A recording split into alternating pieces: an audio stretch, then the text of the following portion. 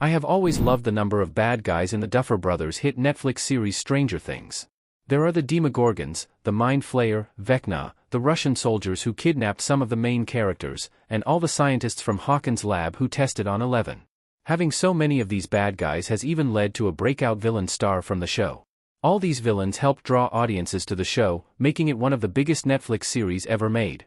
The fact that many of these villains exhibit some character development makes the series even more intriguing. This humanizes them, even if they are not fully human, and adds to the emotional depth of the show. One character that the Stranger Things creators established as a micro-villain in the series' first season is Steve Harrington, Joe Keery. He is now a widely known favorite character, including my own. Unfortunately, though, many viewers have misunderstood his character through the years.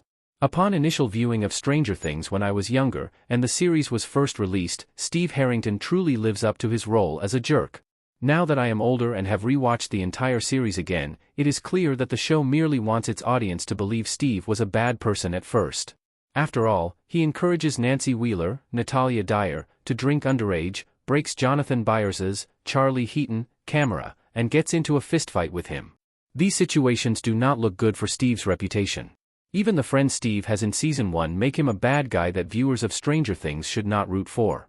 After all, two of his friends, Tommy, Chester Rushing, and Carol, Chelsea Talmadge, are often rude to Nancy. The worst part is that Steve barely does anything about this until the end of the season. He does feature some character development. With all of these other circumstances that Season 1 presents, he is not a character audiences should root for.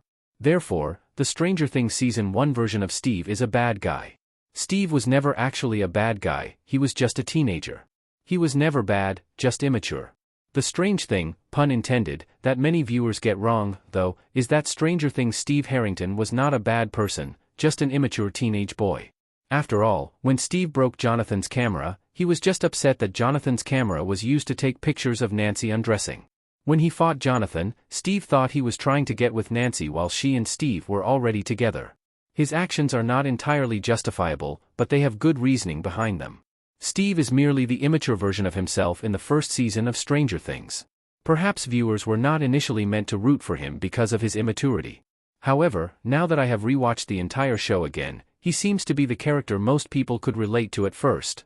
After all, he is the most normal character in Stranger Things at first. He is just trying to deal with his relationship with his immature teenage mindset, while everyone else is trying to find Will Byers, Noah Schnapp, and Barb Holland, Shannon Purser. Steve's character was always misunderstood, but it was needed for his character development. He needed to undergo this character arc to be a fan favorite.